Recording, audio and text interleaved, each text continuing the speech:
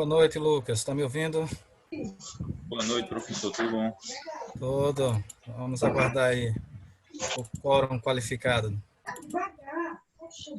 Só tá faltando a imagem que não apareceu aqui para mim ainda. Já já estou abrindo. Ah, tá, ok.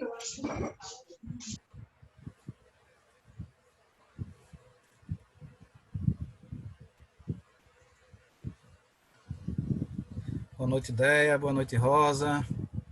Lucas, já falei. Estão Boa todos me ouvindo? noite. Boa noite. Vamos aguardar aqui o quórum qualificado, ok? Ok, professor.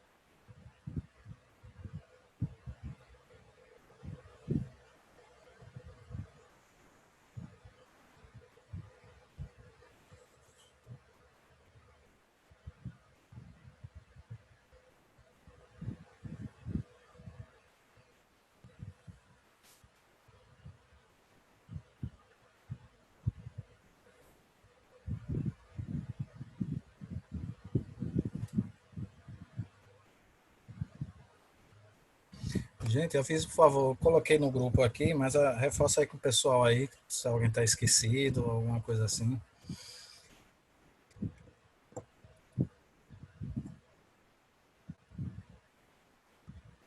Boa noite, Jocileide, seja bem-vinda.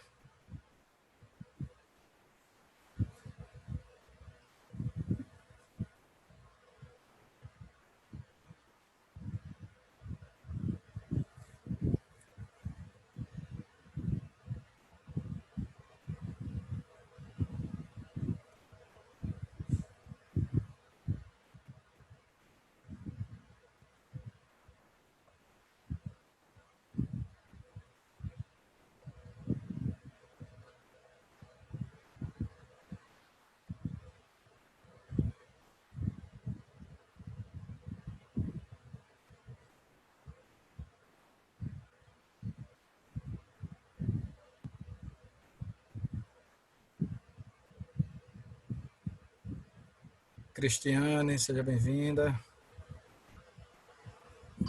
Oi, professor. Eu subi aqui. Boa noite. Boa noite. Mas já já começamos. Ok. Mais 2 minutinhos começamos.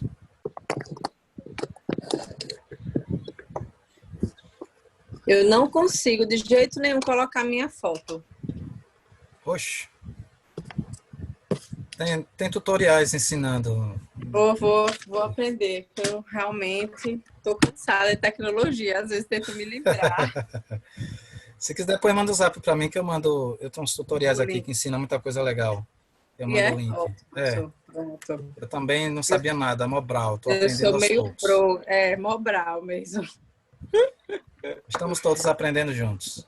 É verdade. É como diz o professor, a gente não é da geração tão tecnológica. Eu, pelo menos, não sou. Já estou com 37 anos, não sou tão tecnológica assim.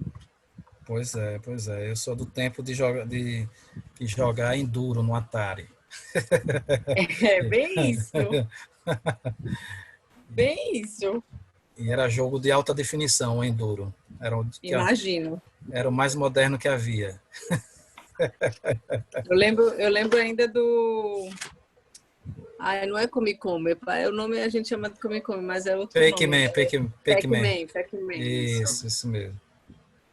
Ah, Exatamente. tamo velho. A última aula, eu estava fazendo... A última aula foi sobre o quê, professor? Só para eu ter um... Olha, nas aulas anteriores, estamos reforçando... Peraí, deixa eu voltar aqui que ele sumiu.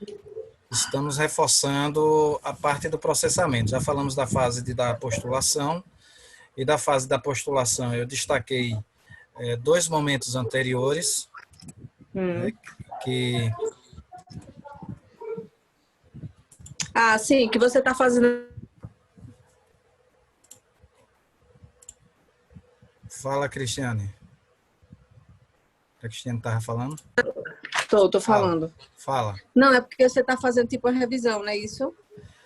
Eu estou recapitulando os principais institutos. Então, na aula, a fase que eu estou tratando, né, lembremos que a recuperação judicial temos 3 fases. Temos a fase postulatória, a de processamento e a fase da execução. Hoje eu vou terminar a fase de execução, ou a fase de processamento, e entrar a fase de execução, né? Então, nas aulas anteriores, falamos sobre a fase da postulação, inclusive eu coloquei um complemento que a doutrina não coloca, a legislação também não, da fase da análise preliminar que o advogado deve ter, porque o artigo 8º do Código de Ética estabelece que o profissional, o advogado, deve deixar o cliente informado, né, com clareza do rito processual. Aí eu dei, nas aulas anteriores, todas as informações que nós temos a obrigação de repassar ao cliente.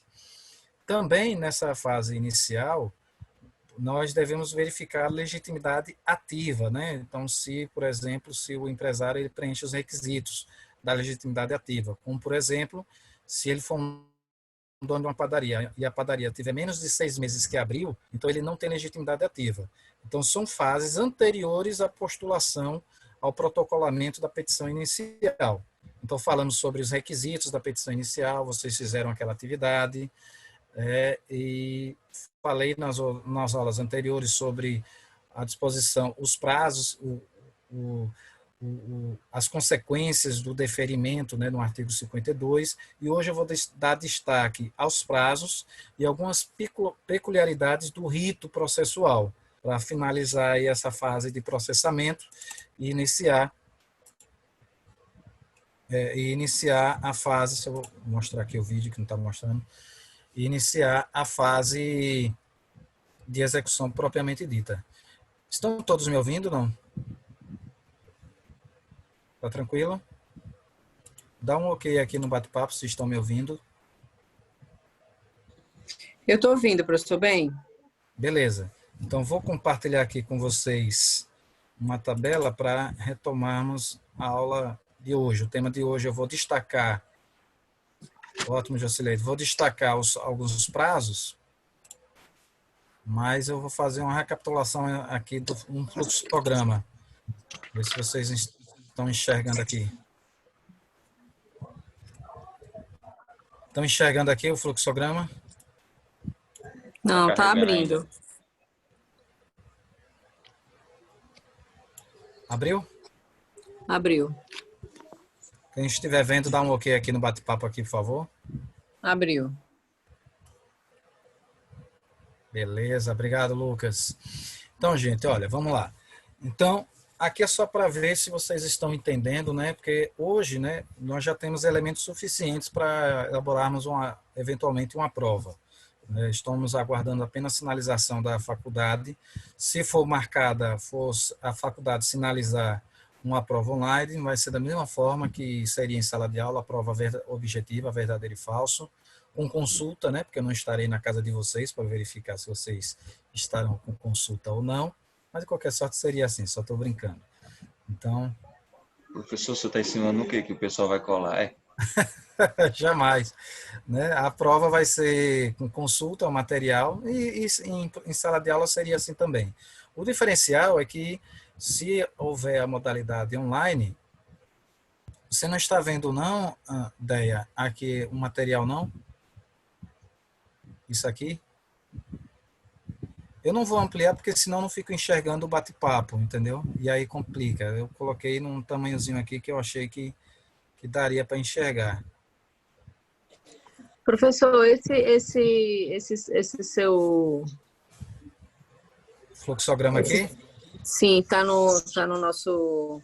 Já está disponível. Quem quiser baixar para ampliar, pode até fazer isso. Eu disponibilizei 2 fluxogramas, já coloquei lá no Google Sala de Aula. Okay? Ótimo. Valeu. Quem quiser a parte lá aumentar, já está disponível, já coloquei lá. Então, vamos lá. Então, esse fluxograma é só para recapitular aqui para vocês. Eu estava falando da prova. Então, o único diferencial da nossa prova, se acontecer online, do que seria a prova física, é que se for a prova online, tem a vantagem que eu tenho uma condição, né, a possibilidade de programar para vocês receberem o resultado da prova, a nota da prova logo depois. Lembrando que a nossa prova vai valer de 0 a 7, né? O restante vai ser computado de acordo com as atividades. E a outra diferença é que ela vai ser cronometrada. Então, vamos supor que eu coloque lá 1 hora de prova, né? Ou 1h30, enfim. Mas vai ser verdadeiro e falso, objetiva, sem problema nenhum. Ok? Sem sofrimento. Tranquilo? Vamos retomar aqui a nossa aula de hoje. Então, esse fluxograma, tem 2 fluxogramas que eu passei para vocês.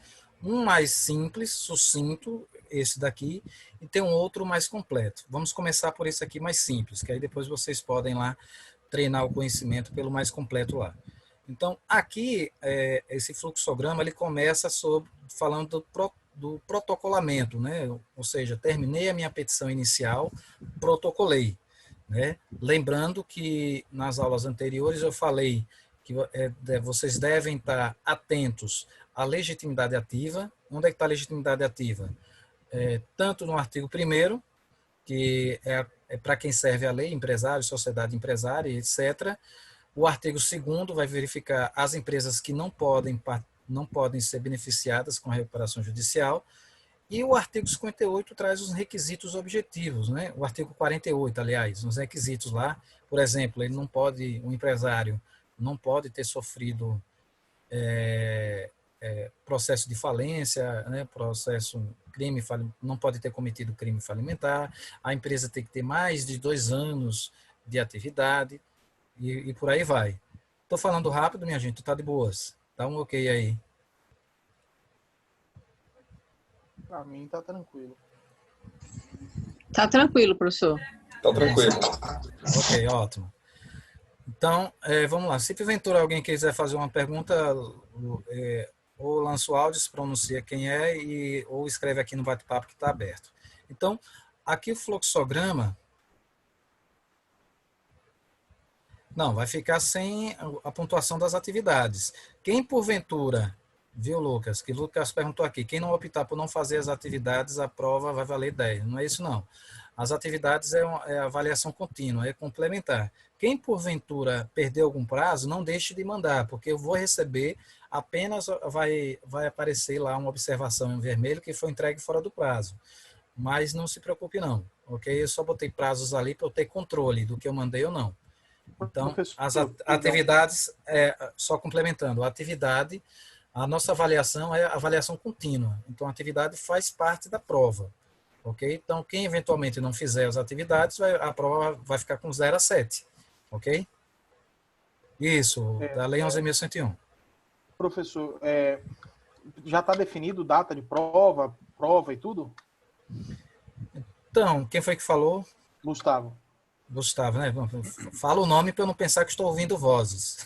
Que já estamos em quarentena, o bicho... perdão. Vamos lá. Não tem prova não, não tem data ainda, mas como foi o decreto, ele prorrogou a suspensão das aulas, né, físicas até o dia 30. Alguns professores lá no grupo de professores já perguntaram isso para o coordenador, ele ficou de se pronunciar, está aguardando só a sinalização da Unip, ok? Há meios de fazermos. Assim que eu tiver alguma data nesse sentido, eu vou passar para vocês. Enquanto isso, né, o objeto da NP1 vai ser a fase do processamento, a fase postulatória, né, é o rito processual. Eu vou deixar para a NP2 a falência e as peculiaridades do que seria o comitê de credores, a Assembleia Geral, as funções do administrador judicial específico, eu vou deixar isso para a NP2.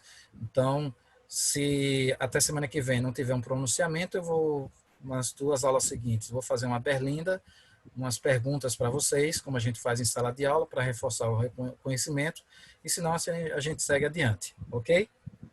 Ok, na verdade, perdão até interromper a aula, mas é uma coisa que me preocupa porque eu, pelo menos, estou meio perdido quanto ao assunto de NP1, NP2, o que é o que, entendeu? Então, da NP1, como eu já disse, o assunto da NP1 é o rito processual.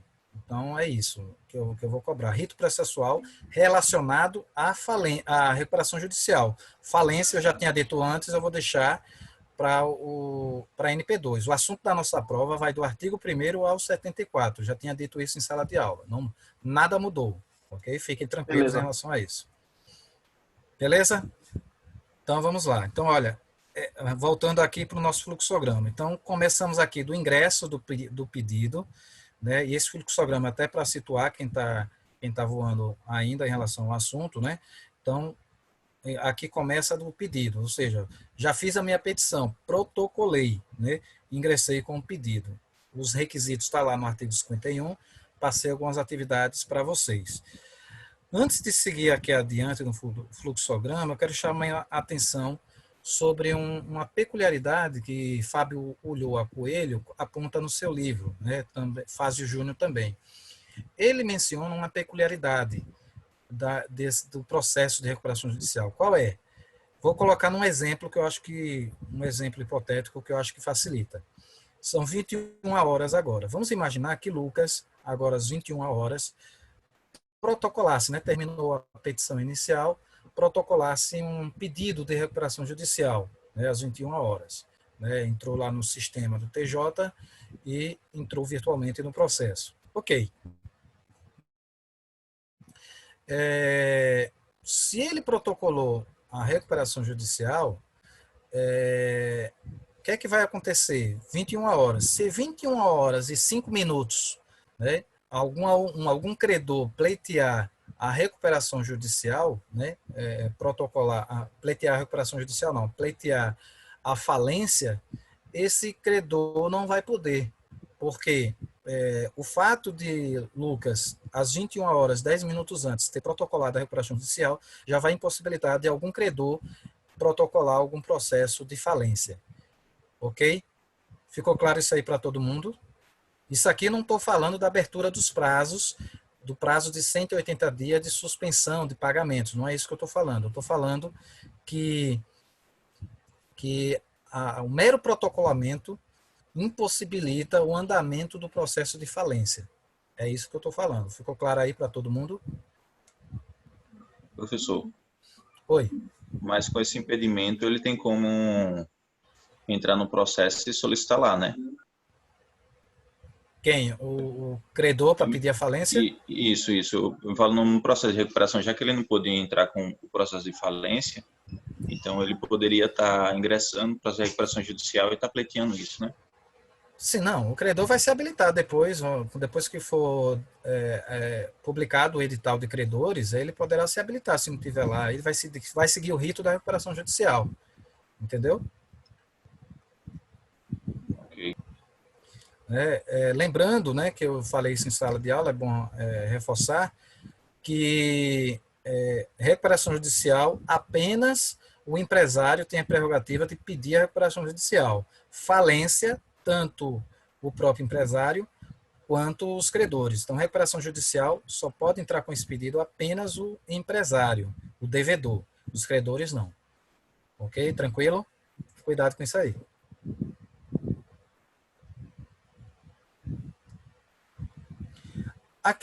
Joselene, aquela atividade do conceito de empresário que ficou para entregar com a prova, nada mudou, né?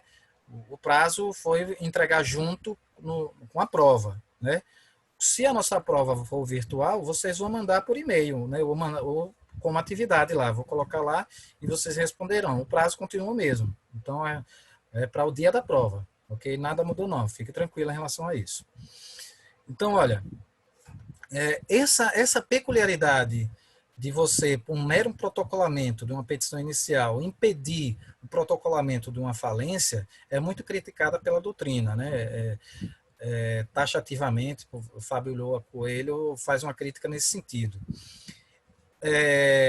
O artigo 6º, até vou dar uma dica, implicitamente fundamenta essa possibilidade.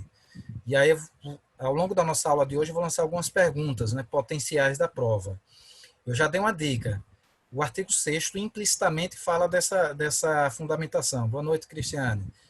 Aí eu pergunto para vocês, se alguém conseguiria sinalizar onde lá o artigo 6º teríamos essa fundamentação dessa peculiaridade. Se alguém aí soltou de ouvidos. Não tenham medo de falar, estamos entre colegas aqui. Seria no caput. Não é no caput, é no artigo 6º. Então, Veja aí.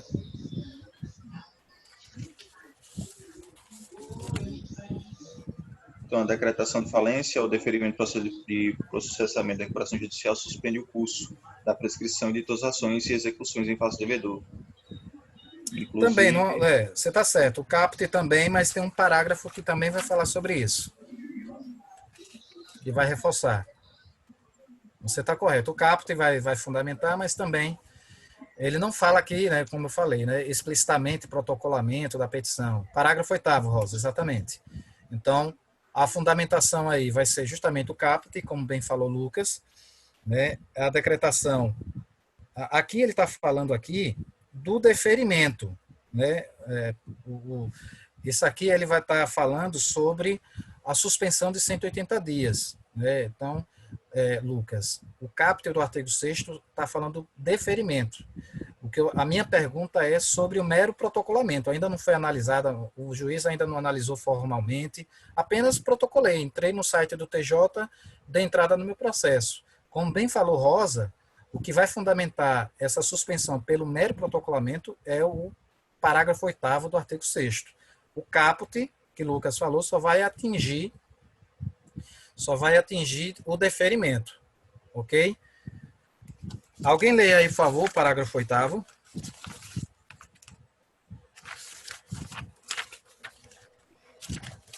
a distribuição do pedido de falência ou de recuperação judicial previne a jurisdição para qualquer outro pedido de recuperação judicial ou de falência relativa ao mesmo devedor. Ok, Lucas. Aí vou lançar uma pergunta a Lucas, mas estou estendendo a todos os demais aqui. Conseguiu visualizar aí, vocês conseguiram visualizar implicitamente aí, que não está explícito, onde teríamos a fundamentação do que Fábio Ulloa Coelho e a doutrina mencionam sobre essa peculiaridade da suspensão por protocolamento?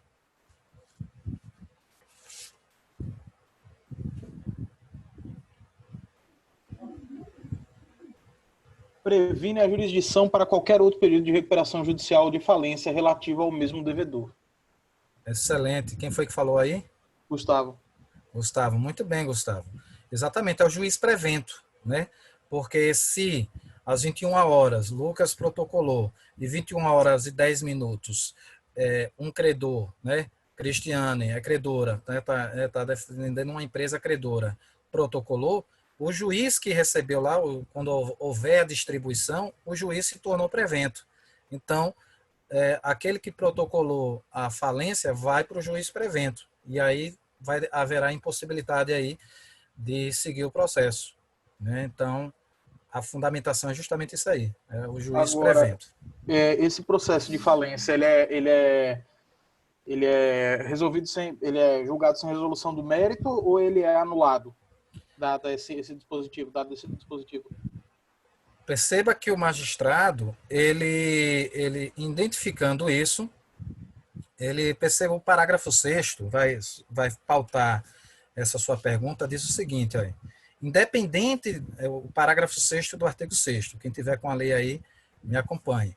Independente da verificação periódica perante os cartórios de distribuição, as ações que venham ser propostas contra o devedor deverão ser comunicadas ao juízo da falência ou recuperação judicial.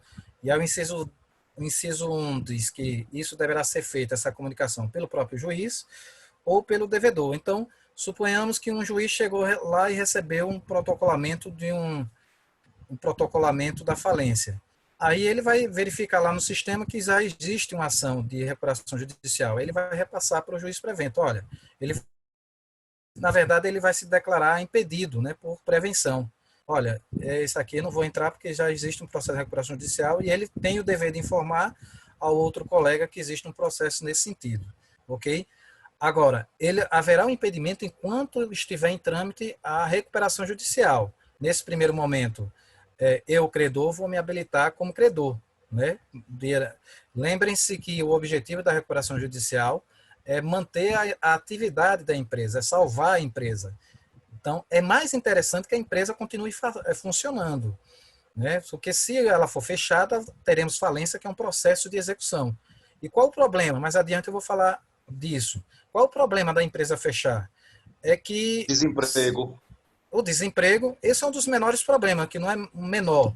Mas, suponhamos, eu vou dar um exemplo que aconteceu com meu padrasto. Meu padrasto, ele trabalhou no Colégio Efinisa Freire, e que depois que foi vendido, ele detectou que o empresário que comprou não tinha repassado FGTS, né, etc. E ele ficou com dívida trabalhista no montante de R$500 mil. E o problema é que a empresa está sendo executada, executadas as dívidas, só que o atual dono parece que faz fotossíntese, não tem nada no nome dele, né? Ele não é nem empregado, nem nada. Então, na fase de execução, isso pode acontecer, diferentemente da recuperação judicial, que a empresa está funcionando, então você pode executar a empresa que está funcionando. Então, vocês aí, quando estiverem advogando para algum credor, em face de alguma empresa que esteja em recuperação judicial, tomem cuidado, né?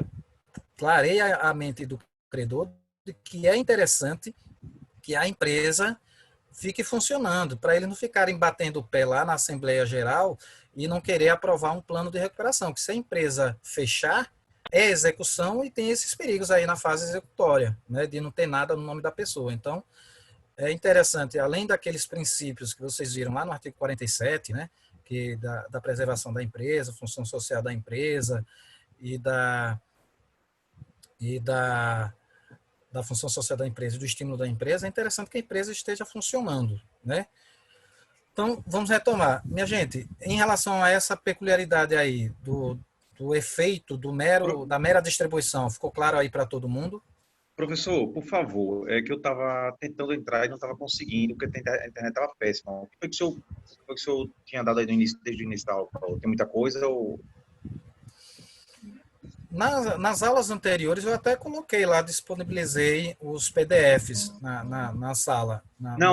Eu estou dizendo a aula de agora, porque não estava conseguindo entrar. Sim. Então, até agora eu falei o seguinte, né, que a tabela aqui, que vocês devem estar acompanhando, ela começa do ingresso do pedido, né, do protocolamento da petição inicial. Até aí, ok? Dá um ok aqui no bate-papo. É tipo organogramazinho, né, de entrada, de processo. Isso, exatamente. Eu dei entrada, protocolei. Aí eu chamei a atenção dos senhores que esse mero protocolamento, essa mera distribuição, ela tem um efeito que não tem nos outros processos. É uma peculiaridade da recuperação judicial. Nos outros processos não tem isso. A mera distribuição, aqui o mero protocolamento vai ter um efeito jurídico. Ok? Ficou claro isso aí para todo mundo? A diferença é essa dos outros processos?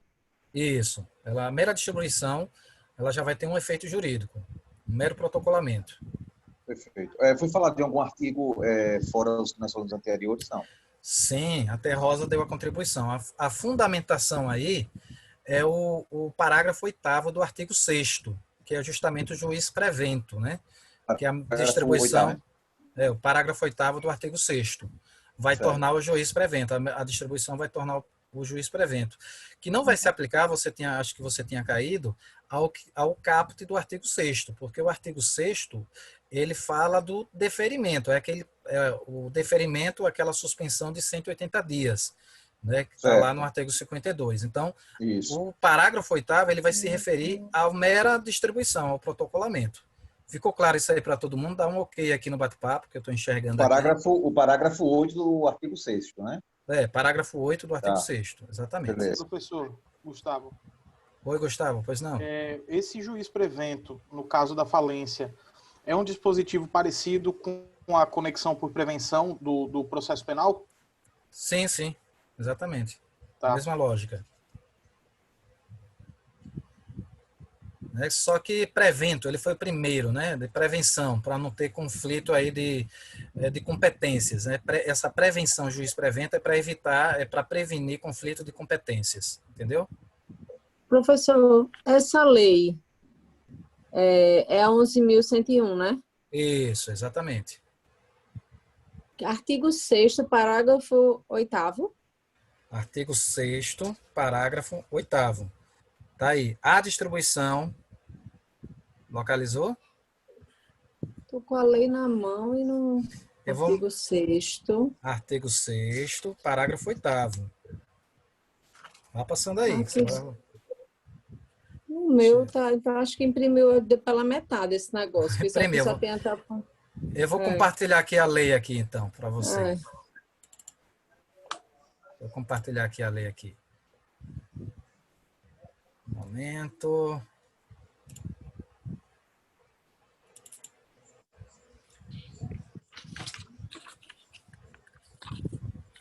Pronto, tá enxergando aqui o... Tá abrindo, professor. Ah, tá abrindo, né?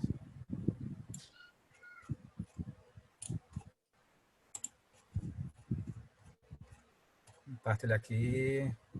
Artigo 6º. Tá enxergando?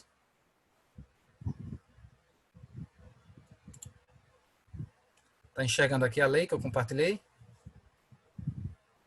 Aí, mãe. Pronto. Tá, né? Então, tô. Então aqui, ó, o parágrafo 8º tá aqui, ó, ele aqui. Tá vendo? Tô com o mouse aqui, ó, em cima do parágrafo 8º. Pela metade. Imprimiu errado isso aqui. Olha, então, veja aí. Tranquilo. Pronto, achei. Achou, não foi? Saiu torto. Foi. A distribuição, pronto, é porque saiu no lugar... Estou doida. Não, tranquilo, normal, quarentena, faz isso com a gente. É porque eu tô com a lei na mão, aí... Professor? É porque eu acho que imprimi pequeno demais. Quem quer perguntar, fala. Oi, tô ouvindo.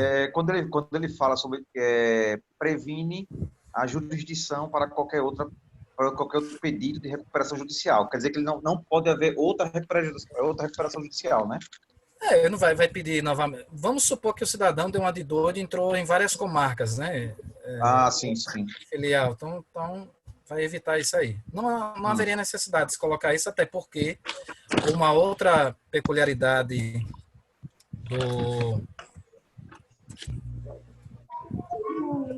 Peraí.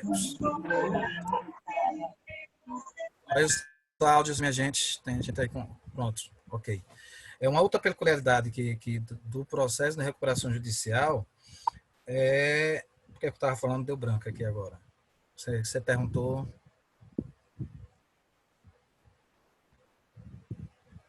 Sobre a questão da jurisdição para o novo pedido de falência. Ou novo pedido de recuperação judicial, né? Ou falência. Lembrei o que eu ia falar. Do parágrafo. Do parágrafo. Pronto, lembrei o que eu ia falar. O que eu ia falar é o seguinte, é que isso aqui eu julgo que não haveria necessidade de estar aqui no dispositivo legal, porque eu até chamei a atenção de vocês nas aulas anteriores que o legislador, lá no artigo 3º, ele só deu uma possibilidade de fórum competente, que é o lugar das atividades, né? Então, coisa que não acontece, por exemplo, lá no processo civil. O processo civil tem o fórum, pode ser por local, do lugar, do fato que aconteceu, o sinistro e etc. Então, aqui o legislador, ele restringiu no artigo 3º aqui, né? Competente o fórum, plano de recuperação, o local do principal estabelecimento devedor ou da filial. Então, enquanto no processo civil temos vários requisitos para o fórum, aqui ele limitou para apenas uma condição, né? É uma outra peculiaridade aí do processo de recuperação judicial. Ok? Então, ficou claro para todos aí essa questão da peculiaridade do protocolamento, da mera distribuição, né? Podemos passar adiante? Pode, professor, pode, tranquilo. Beleza. Então, olha, deixa eu voltar aqui para o que eu tenho como o Cristiano se situou aí na lei, vou voltar a compartilhar ali a nossa tabelinha. Ok, falamos do protocolamento, do protocolamento. Aí eu vou fazer antes de seguir adiante, eu vou fazer uma pergunta que é potencial em prova, para ver como é que está o raciocínio de vocês. A primeira pergunta foi essa, que eu poderia perguntar, o efeito da distribuição, né, no rito processual, vocês já sabem, é fundamental, artigo 6º, parágrafo 8º. E uma outra curiosidade aqui, eu vou pedir para vocês irem lá para o artigo 51, o inciso 6 do artigo 51.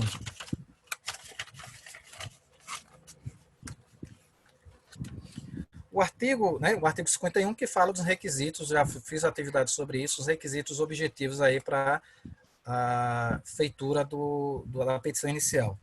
O artigo 51 diz o seguinte, olha, que deve ser juntado a relação dos bens particulares dos sócios controladores e dos administradores do devedor. Vou repetir, a relação dos bens particulares dos sócios controladores e dos administradores do devedor. Então, vamos supor que eu perguntasse o seguinte na prova, né? É uma reflexão que, inclusive, proposta por Fábio Lua Coelho. Vamos imaginar que eu perguntasse o seguinte na prova.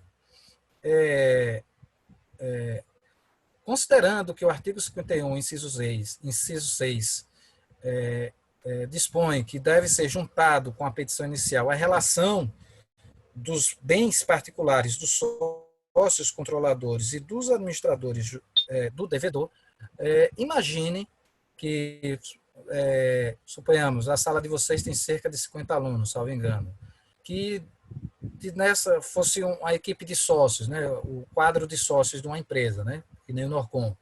Suponhamos que o Norcom, que vocês viram a petição inicial, tivesse 30 sócios. Vamos imaginar que desses 30 sócios, 5 se recusaram a quebrar o sigilo, né, que na verdade aqui é uma quebra de sigilo, né, o sigilo dos bens, né, da questão contábil, né, dos livros contábeis. Na verdade, aqui o legislador quis que o empresário e seus sócios demonstrassem boa-fé e a situação real da empresa, né? Fábio Lua Coelho, Fábio Júnior colocam esse entendimento, né? Que quando se quebra os livros contábeis, né?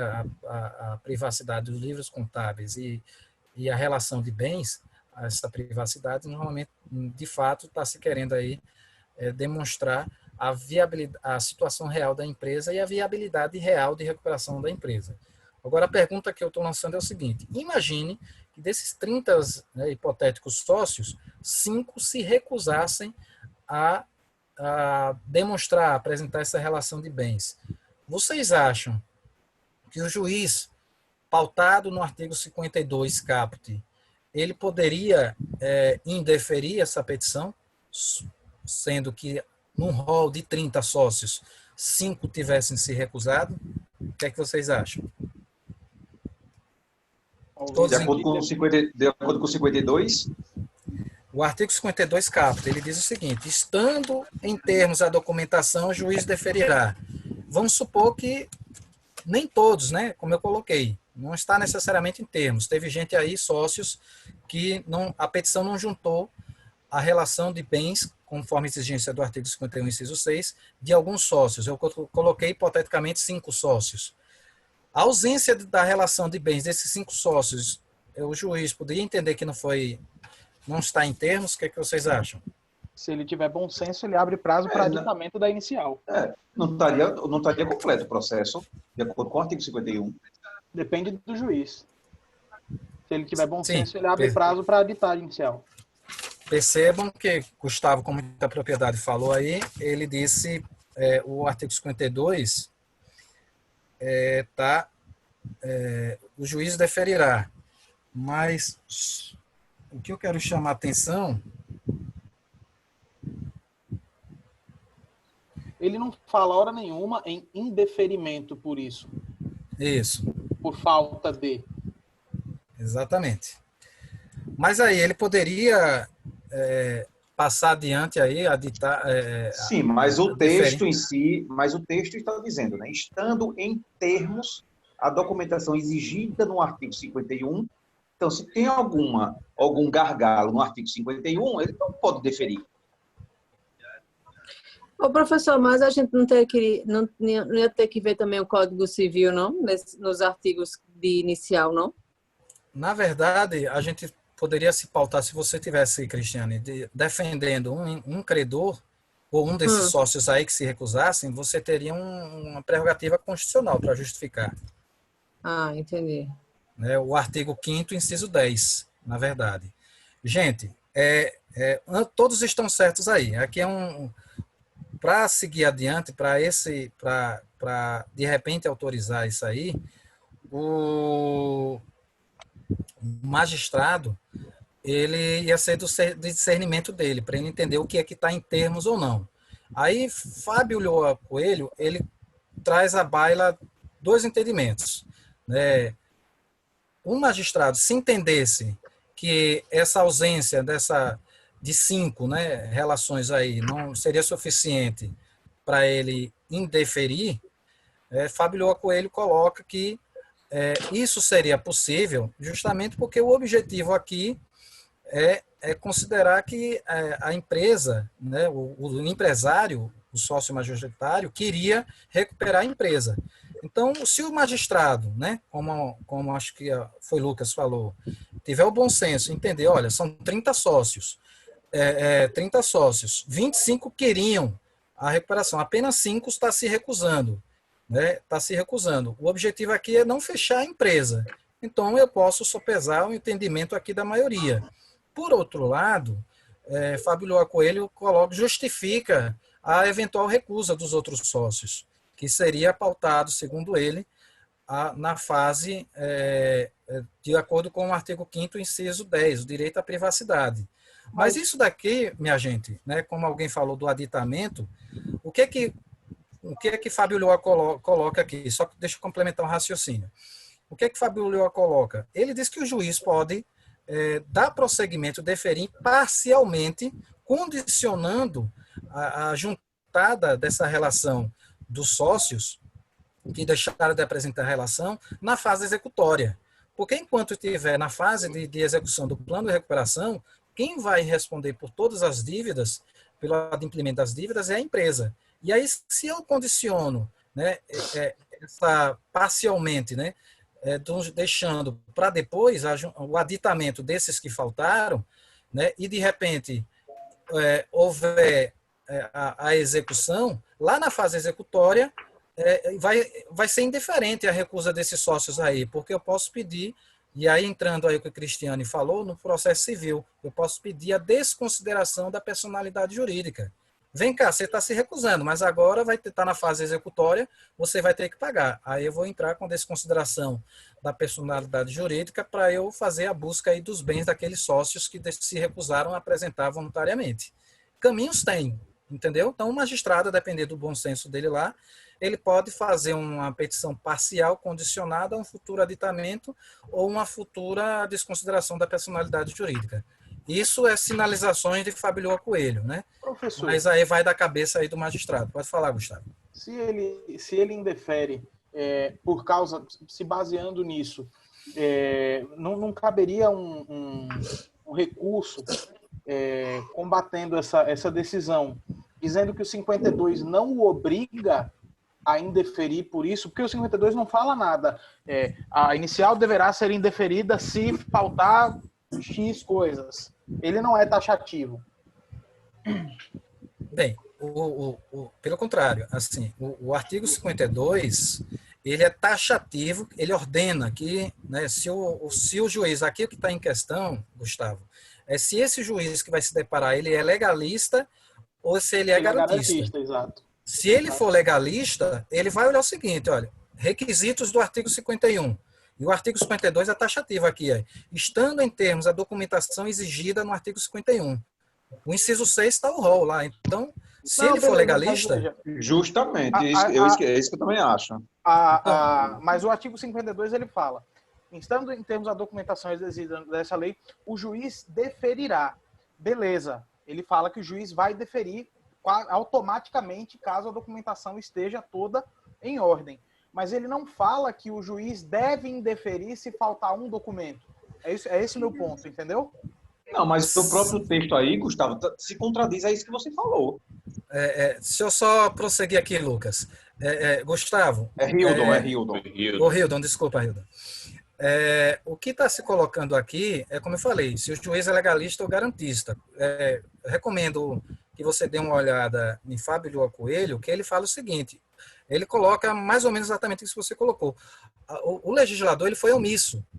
Ele nem fala que a ausência ou falta vai causar o efeito. Né? Fui eu que falei sobre o bom senso do juiz.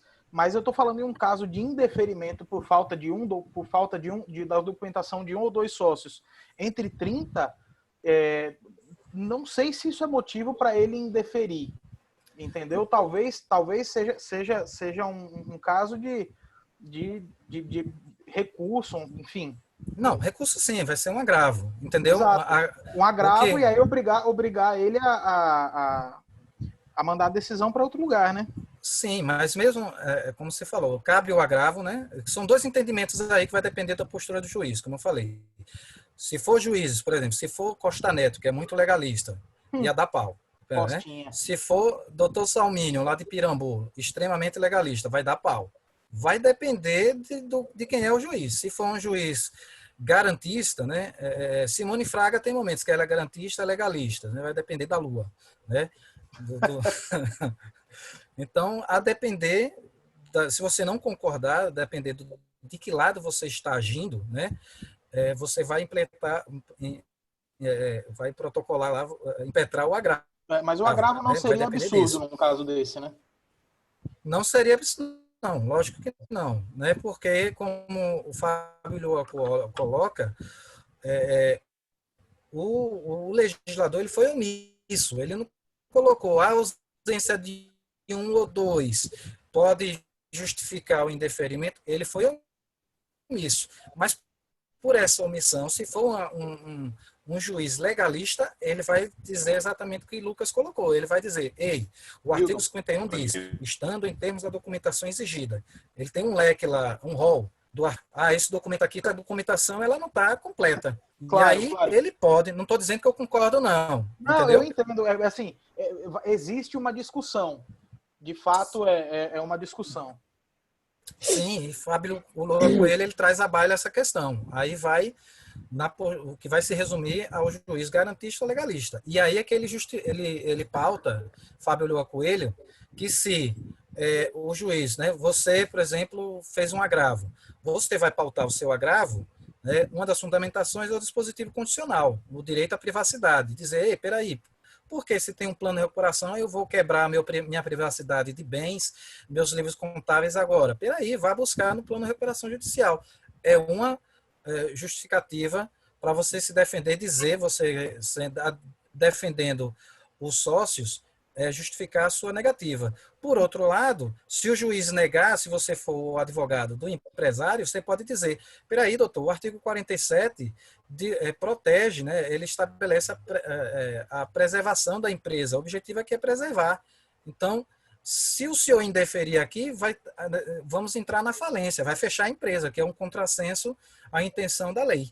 É um contrassenso constitucional, inclusive, né? Exatamente, entendeu? Então, Mas a privacidade também é constitucional. Então, vai só ter que pesar os princípios. Quem vale mais, a função social ou a privacidade? Tem isso, pronto. né?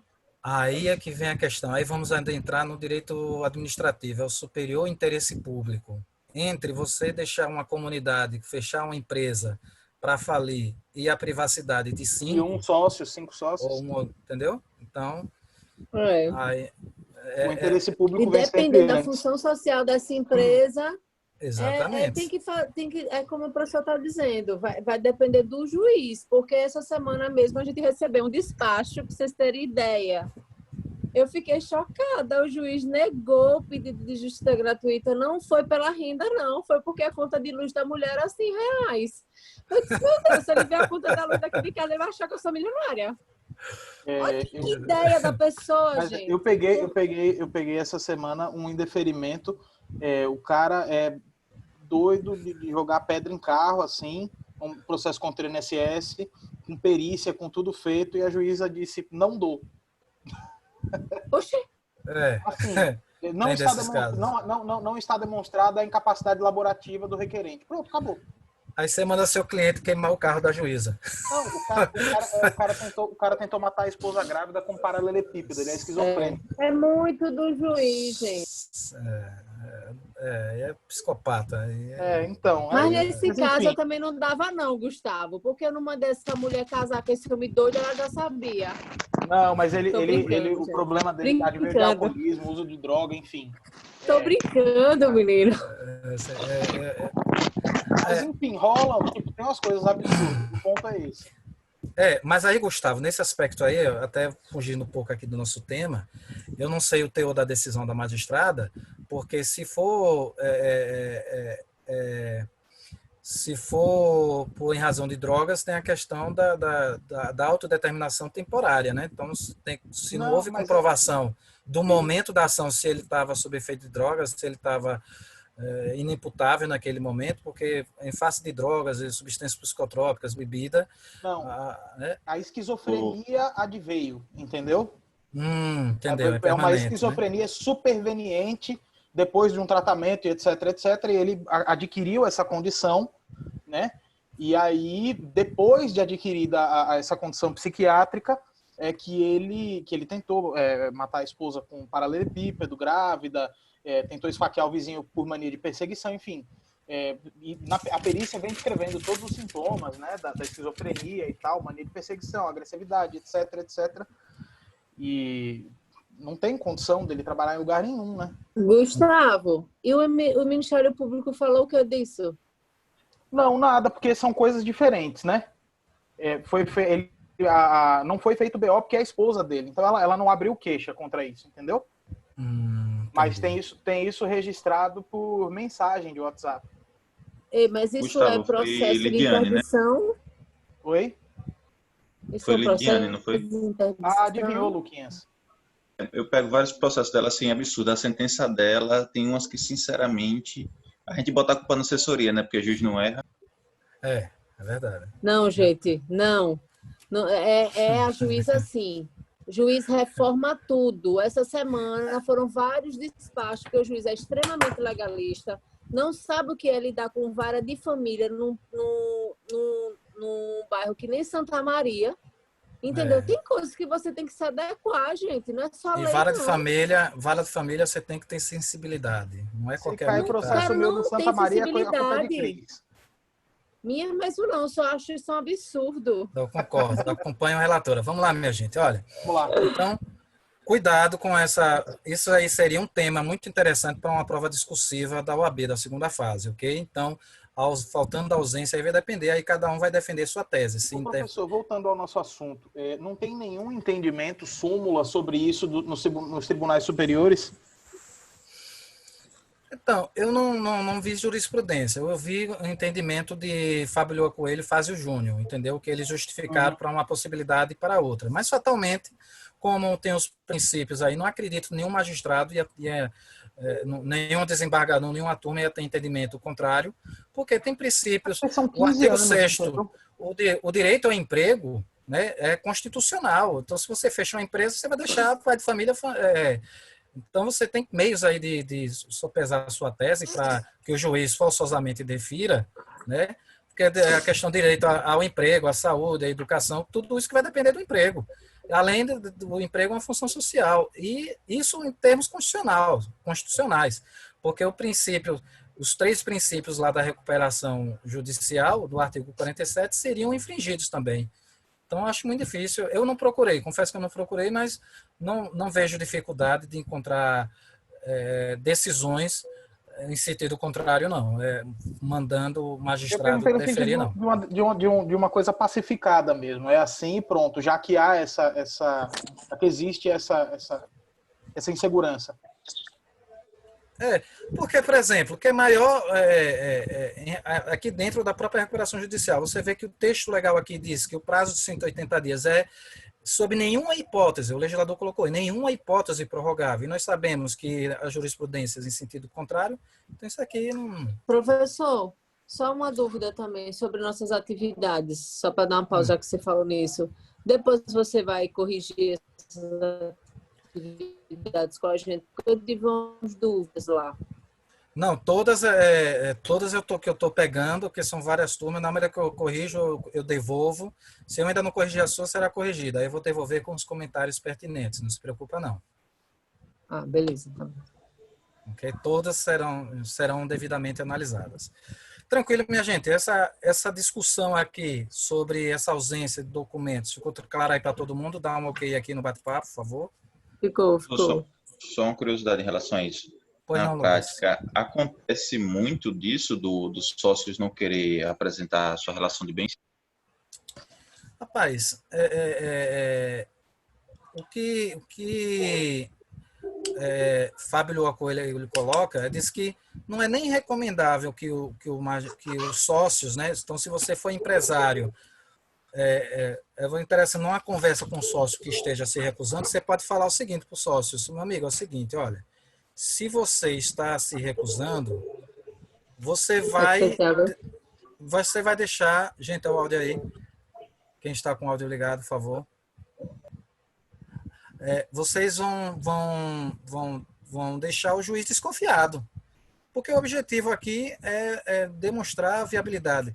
Fábio Lua Coelho e Fábio Belotti e o Fábio Júnior, ele coloca o seguinte, que quando que o legislador colocou aqui como condição a abertura dos livros contábeis entre os requisitos do artigo 51 da petição inicial, na verdade está querendo dar transparência à situação real da empresa.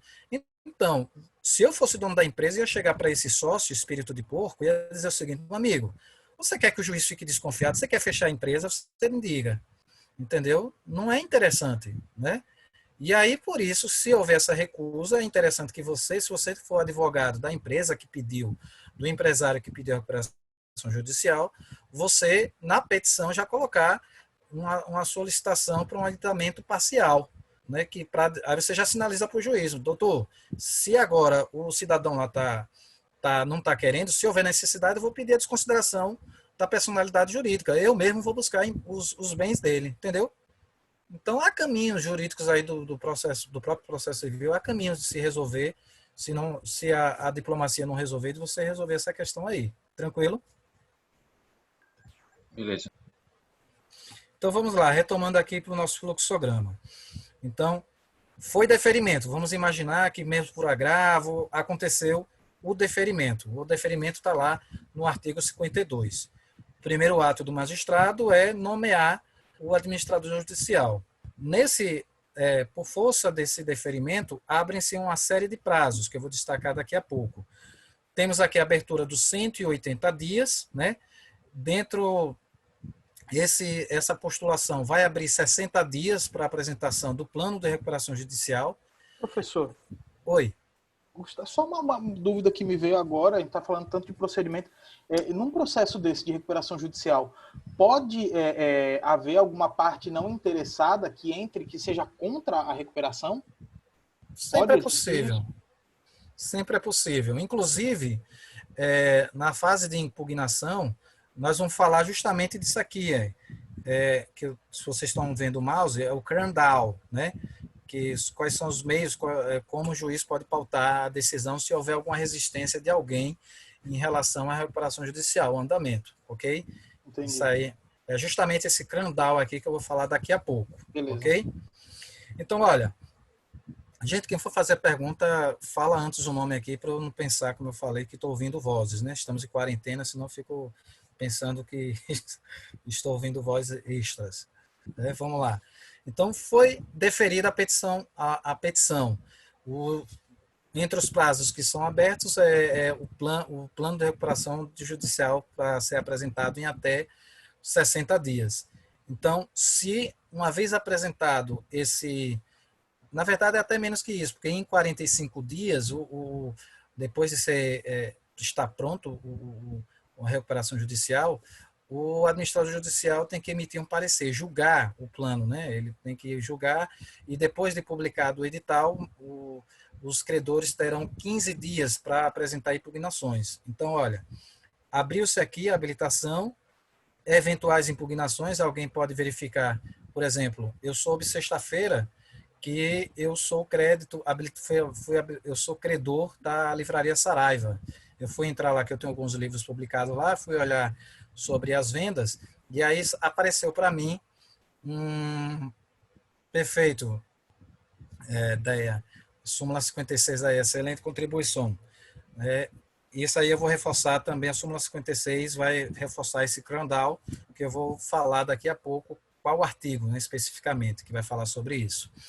Então, eu entrei lá no portal Saraiva e vi que recebi uma notificação que a empresa está em recuperação judicial. Ou seja, o valor dos livros, da venda dos livros que foi vendido, eu vou receber um dia na minha vida, né? esperar deitado, não ter pressa, né? Então, vamos supor que meu nome não esteja lá nos credores, aí eu teria... se tivesse sido logo após, é verdade, concordo, Gustavo. Se fosse logo após a publicação do edital, eu teria 15 dias para me habilitar como credor. Eu posso não concordar, por exemplo, com os valores, né? Vamos supor que a empresa seja de Lucas e Lucas esteja me devendo 80 mil e ele apresentou lá na habilitação que vai me pagar 50. Então, eu posso não concordar com isso, entendeu? Então, não apenas o fato de eu não estar mencionado na lista ou não. Então, inicialmente haverá 15 dias. Se, porventura, eu só tive ciência agora e a empresa, que no caso da Oi, já está correndo o processo, eu posso me habilitar como credor retardatário. Né? E eu vou falar, me lembre que eu vou falar já sobre ele. Então, havendo as impugnações, passado o prazo, o administrador judicial julgou, né, as impugnações, fez um parecer favorável à recuperação, ela é apresentada o plano de recuperação judicial. Olha, o plano foi esse daqui. Junto com o plano vai ser publicado um novo edital com a lista de credores. Estou muito rápido, minha gente. Professor, mas Hildon, mas no seu caso da livraria, eles não teriam que passar, o administrador não teria que passar a relação de credores para o juiz? E por que esse nome não foi incluso?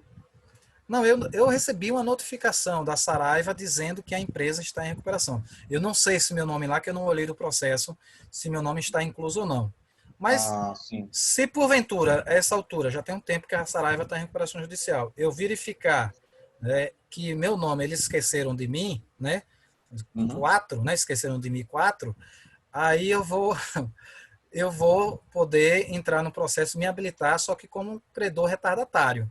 Ou seja, vou para o final da fila, vou receber um dia, mas o que eu posso fazer... porque isso também pode recair para cima do administrador, que a obrigação dele é apresentar a relação de todos os credores. E em caso de uma falha dele, ele poderia ser substituído ou penalizado, né?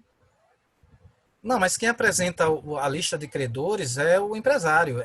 Lembrem, essa dúvida de Rio daí foi muito importante. Olha, o administrador judicial, ele não faz parte da empresa, ele é um fiscal do juiz. Quem recebe a prerrogativa de elaborar o plano de recuperação sou eu, dono da empresa, que eu vou dizer como é que eu posso pagar. O administrador judicial, ele vai fiscalizar a viabilidade daquele plano. Agora, vamos supor que o dono da empresa me esqueceu de mim. Entendeu? por isso que é publicado o edital, justamente para aqueles que eventualmente foram esquecidos sejam incorporados. Aí, aí sim poderia recair alguma responsabilidade do administrador judicial se, depois de eu entrar, né, impugnar, né, pedir minha habilitação, eu sou credor retardatário, e ele indeferir, eu posso aí sim ser responsabilizar o administrador judicial, porque é função do administrador judicial dar um parecer sobre o plano de recuperação judicial e avaliar as impugnações. É responsabilidade dele. Se porventura ele impugnou a minha habilitação, aí eu posso responsabilizar tardiamente sobre isso, ok? Tranquilo? Beleza. Então, olha, agora eu vou dar um pequeno spoiler, né, que eu vou falar daqui a pouco sobre isso. Há uma consequência jurídica do fato de eu ser um credor habilitado dentro dos 15 dias do edital ou credor retardatário. Por exemplo, se eu fosse agora, hoje já tem mais de 2 anos da recuperação judicial. Se eu visse agora, né, que a OI não incluiu meu nome, eu entraria como credor retardatário. Há 2 consequências jurídicas do fato de eu ser retardatário ou não. Alguém sabe dizer? Pergunta boa de prova. Uma que não chega a participar do comitê, né? Sim, exatamente. Então, você falou bonito, já falou no comitê, mas tem uma consequência, se eu estou falando comitê, eu estou falando direito ao voto. Então, sim, essa é uma das mais importantes aí. Então, se eu entrar como credor retardatário, eu perco o meu direito a voto. E isso é interessante, eu ter direito a voto, né? Com certeza. E qual é a outra? Recebe, por exemplo, você entrou depois, você vai receber o seu crédito depois que todo mundo que entrou primeiro. Ou não? Não tem. Isso é tudo. Exato, foi Gustavo, né, que falou, né? Isso, foi Gustavo. Exatamente, Gustavo. Você diz assim para o cliente, olha, agiliza aí a papelada, porque senão você vai ficar para depois do último. Resumindo, seria isso aí. Você vai receber um dia, quando o segundo sol chegar. Entendido.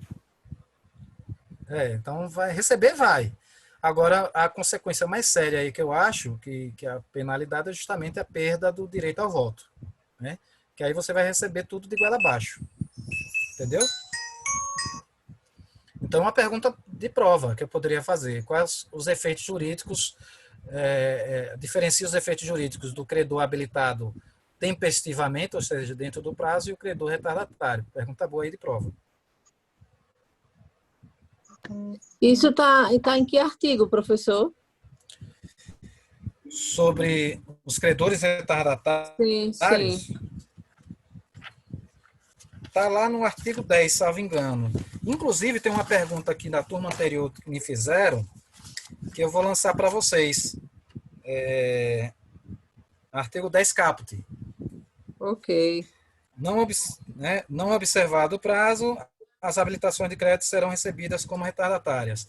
Eu vou lançar uma pergunta para vocês, que uma pergunta muito interessante, que eu poderia botar na prova também. Vamos imaginar que Hildo seja advogado de um dos credores e ele verificou que o nome dele lá não está na lista, né? Que o nome dele não está... Sumiu para vocês aqui, a tabela foi? Não. Ah, sim. É porque Tô vendo também. Ah, tá vendo, né? Porque ele foi pausado aqui, ele me deu uma informação que eu não entendi. Mas vamos lá. A pergunta que o aluno me fez é o seguinte, olha, vamos imaginar que Hildon aí, ele verificou que o nome dele não está na lista, aí ele entra, ao invés de entrar como credor retardatário, ele pede que na própria execução, ou na própria recuperação judicial, haja uma desconsideração da personalidade jurídica, haja uma execução e uma desconsideração da personalidade jurídica, porque ele tem pressa para receber. Vocês acham aí que isso é possível ou não? Fundamentem, né? Repete a pergunta, por favor. Eu também não entendi a pergunta, não. A pergunta é o seguinte, vamos imaginar que processo de raiva, né? Hildo verificou lá que ele foi esquecido e que aí ele, ao invés de, seria o trâmite normal, de acordo com o artigo 10, se habilitar como credor retardatário, ele peça uma execução da sua dívida e nessa execução ele pede uma desconsideração da personalidade jurídica de todos os sócios. Essa foi exatamente essa pergunta que o aluno me fez. Aí eu fundamentei, expliquei. Só que a minha curiosidade é isso, vocês... Professor, que pergunta capciosa, viu? Eu diria que o direito do socorro é quem dorme. Cristiano, alguém falou, quem foi que falou do direito no socorro aos que dormem? Gustavo. Ele Gustavo, pediria, né? Ele pediria, diga aí a última frase, professor. Ele pediria o quê? Então, ele está raivoso, ele não quer, ao invés, ele tem pressa, ao invés de pedir. Ele quer desfazer a natureza jurídica da empresa. Sim, desconsideração. O que é desconsideração, para quem não lembra, de consideração de personalidade jurídica é o seguinte, né? Olha, eu perdi o prazo, meu pagamento não está no plano de recuperação. Então, ele vai atrás dos bens dos sócios. Aí ele pede a execução, despersonalizar, desconsiderar a personalidade jurídica, é você ir atrás dos bens dos sócios. É uma situação absurda, mas foi exatamente assim que o aluno me perguntou, né? Ele queria aí fugir e ir buscar o instituto aí do processo civil. Aí eu estou repassando, já respondi ao aluno. Mas ele pode, professor, veja, numa ação principal, para você executar, tem que existir a principal. Sim. A execução pode ser sem o julgamento da falência? Pode não. Você está no caminho. Quem é completar aí, a relatora? Então, professor, eu estava olhando aqui. Como fala aqui da questão do artigo 6º do parágrafo 8, que a gente começou a falar sobre isso, e como o Cris aí também comentou, para chegar a isso, ele precisaria mostrar que não teria meios de como receber esse dinheiro, né? Teria que comprovar isso. E aí, como comprovar isso se o cara já está num processo de recuperação judicial? Né? Então, acho que no momento, mesmo que ele esteja puto da vida, ele não tem possibilidade de conseguir isso, né? A não ser que fosse comprovar uma fraude, uma tentativa, sei lá, desvio. Isso geraria até a falência mesmo, né? Do cara. Ô, professor, e eu não lembro qual é o artigo, mas não tem um artigo também que fala que a recuperação judicial ela não pode ser interrompida? Tipo, ela seria interrompida para fazer um cumprimento, porque na verdade ele entra com cumprimento de um processo de sentença que não existe, né? Ele ia pedir para executar uma coisa que ainda não existe nem sentença para executar. Exatamente. Gente, olha, as considerações aí estão perfeitas, exatamente isso aí. Eu vou simplificar. Lucas falou com propriedade, Cristiano também. O objetivo aqui é salvar a empresa, é reerguer a empresa. Então, seguir à risca o plano de recuperação.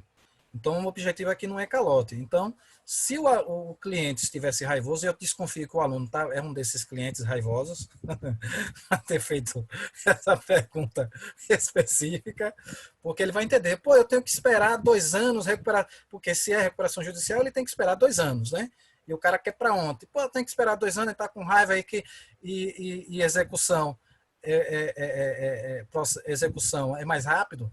Bem, como o Cristiano e o Lucas falaram, é preciso atentar que estamos numa recuperação judicial, né?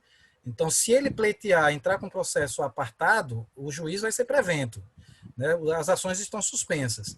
Então, o que ele poderia fazer aí quais são os caminhos, né, que você poderia conversar? Que ele só poderia fazer isso se, eventualmente, houvesse a convolução, que eu vou falar daqui a pouco. Ou seja, o magistrado, a recuperação judicial foi desaprovada na Assembleia, entrou o Instituto da Falência, que é uma execução processual. Aí, nessa fase, não havendo bens suficientes, eu poderia fazer uso desse instituto, né? Depois da convolução da recuperação judicial em falência, né? Isso era uma situação. Ok, professor, mas e aí? O que é que eu posso dizer para o meu cliente para acalmar o coração, fazê-lo dormir tranquilamente? Aí você ia mencionar para ele o parágrafo 4º do artigo 10, né? Que é o caminho que é o que você pode fazer por hora. É você se habilitar tardiamente como credor retardatário e para dar esse caráter de urgência, aí você ia utilizar o parágrafo 4º, que diz o seguinte: na hipótese prevista previsto no parágrafo 3º, né, sobre os créditos retardatários, perderão direitos, rateios, etc. Você poderia, na sua petição, colocar aqui: o credor poderá requerer a reserva de valor para a satisfação de seu crédito. Então, na sua petição lá de credor retardatário, já na iminência, você está vendo lá da falência, você já faz uma petição que pedir, você pode pedir tudo, já peticiona para o magistrado: olha, me coloque aí na reserva aí dos valores, já para você ficar na reserva de valores, já ficar o seu nome lá, né, entre os primeiros, entendeu? Então, é um caminho que você poderia fazer para apaziguar o coração, mas executar em termos de desconsideração jurídica nesse momento não, porque estamos falando da fase, é o processamento da recuperação judicial propriamente dita. Tranquila? Tranquilo. Então, para finalizarmos aqui. Eita, sumiu tudo aqui. Bom, deixa eu ver aqui. Vocês estão vendo a tabela, mas não, né? Não. Não, professor. Não. Pronto, eu recompartilhei aqui, que ela tinha sumido. Então, ó, já estamos aqui. Foi apresentada, estão vendo aqui a tabela? Ainda não. Ainda não. Não. Agora. Aqui está aparecendo, né? Na internet. Ok. Então, estamos em que momento? Sim, interfere sim, Aline. Então, tudo vai depender. Inclusive, se for pequena empresa, vai ter naquele instituto próprio, né, de pequenas empresas. Vai mudar o entendimento, ok? Mas eu vou deixar para ele responder isso aqui com mais detalhe na fase de execução, ok? Que eu vou esmiuçar na aula da semana que vem. Aí aqui estamos falando, né? Foi apresentado o plano. Se não for apresentada, se houver alguma oposição, o magistrado da tela. Oxi, tá. Tô sem enxergar aqui. Pronto, eu vou interromper aqui o compartilhamento porque eu não estou enxergando nada aqui. A internet deu uma pane. Espera aí.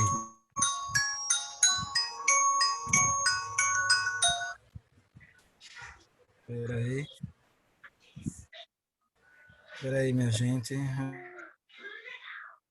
Então, porque travou aqui meus talentos, travou tudo meus controles aqui.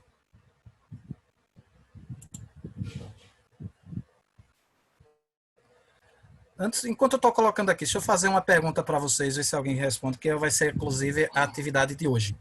Alguém saberia me dizer a diferença do despacho de deferimento da recuperação judicial para a decisão, né? O despacho de deferimento está no artigo 52. A decisão de concessão da recuperação judicial está no artigo 61. Alguém saberia me dizer a diferença entre um e outro? Professor, você pode repetir a pergunta? A diferença de despacho?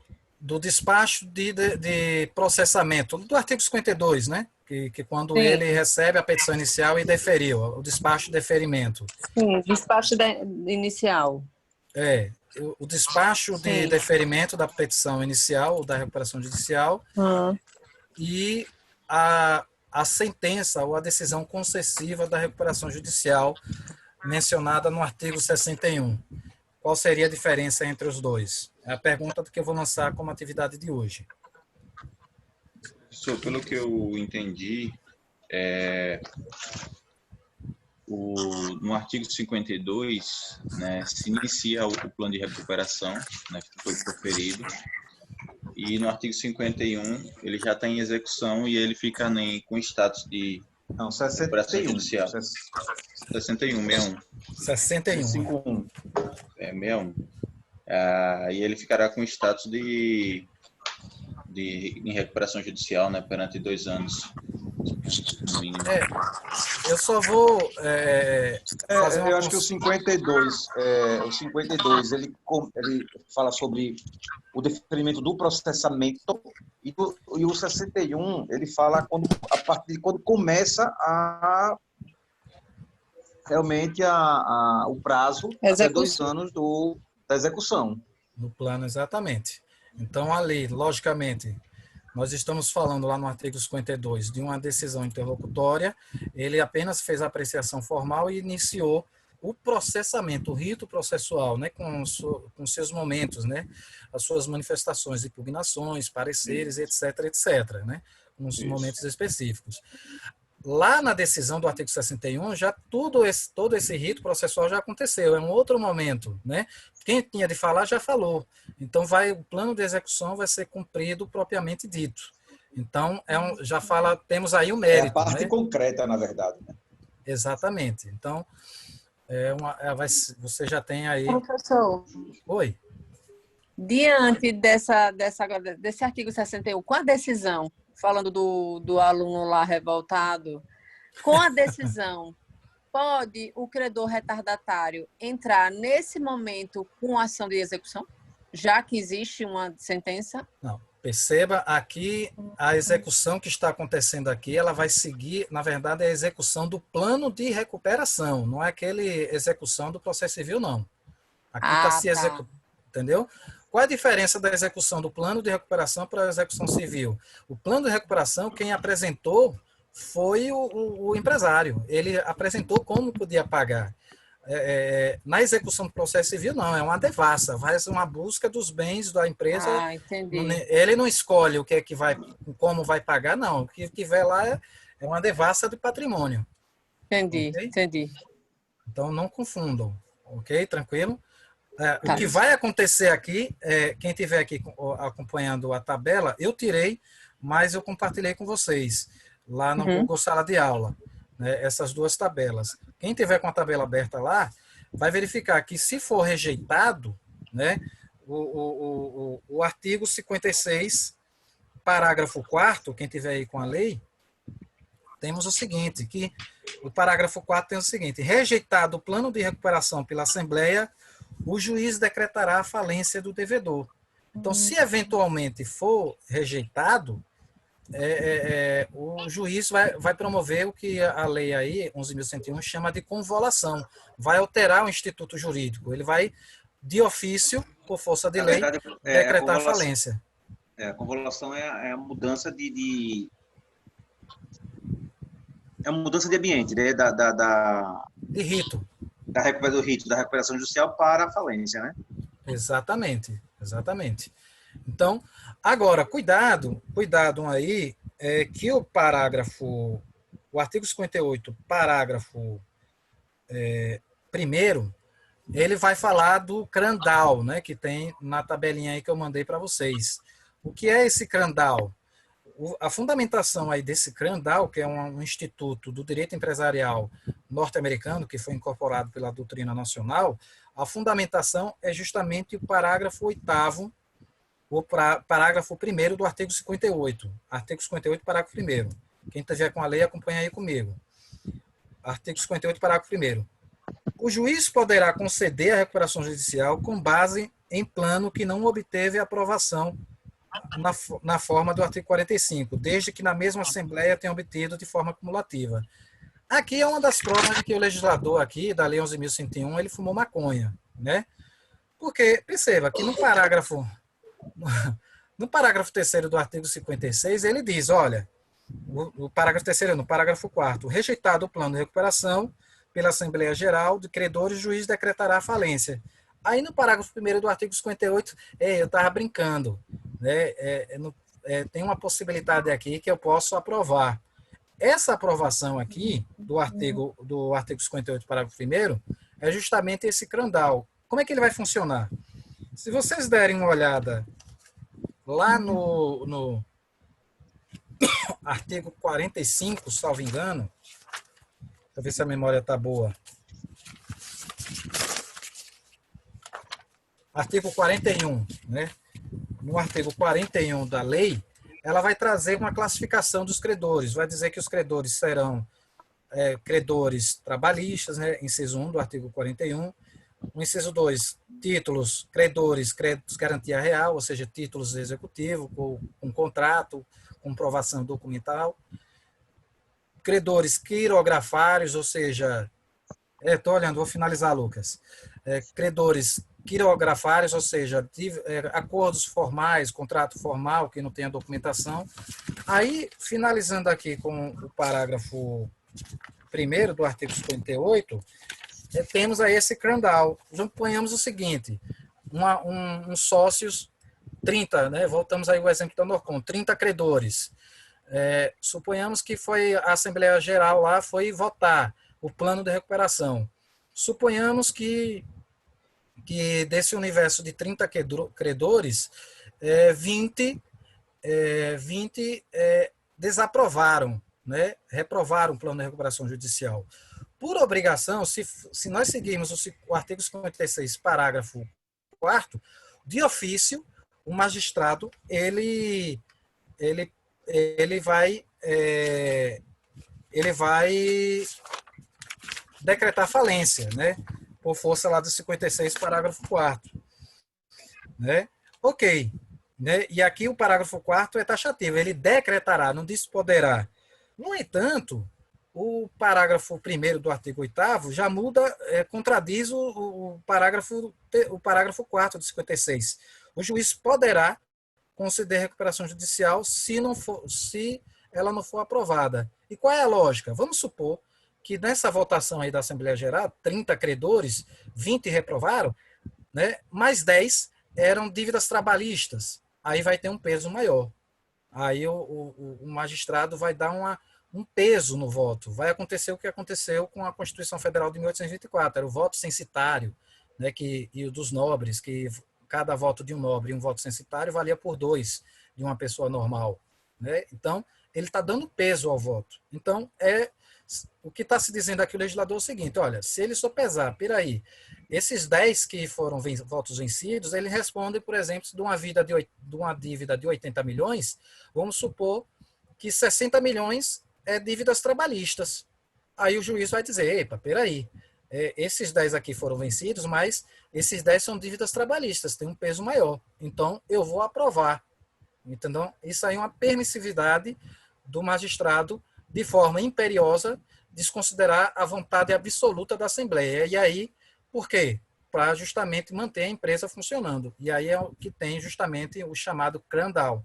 Ele vai forçosamente aprovar o plano de recuperação e vai logo em seguida aí dar início à execução propriamente dita do plano de recuperação judicial. Ok?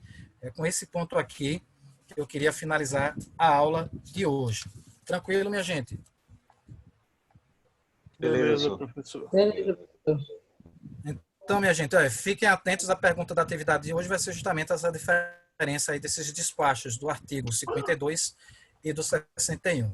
O Ok, professor, minha gente? as atividades que já foram entregues, eu cheguei um pouco depois do início da aula, elas vão ser corrigidas por agora ou vai ser tudo entregue junto com a prova? Não, todas as atividades, na medida do possível, eu estou corrigindo e já respondendo, ok? Beleza. A única atividade que o prazo ficou para o dia da prova foi aquela atividade para vocês fazerem a transcrição do artigo 1º. Só foi aquela que permanece, não é para entregar agora. Perfeito. Ok? Perfeito. Só isso. No mais, minha gente, fiquem com Deus. Foi uma satisfação Tchau, estar com professor. vocês. Boa noite. Tchau, professor. Boa Até semana noite. que vem. Obrigado. Boa noite, minha gente. Hildo. Tchau. Tchau.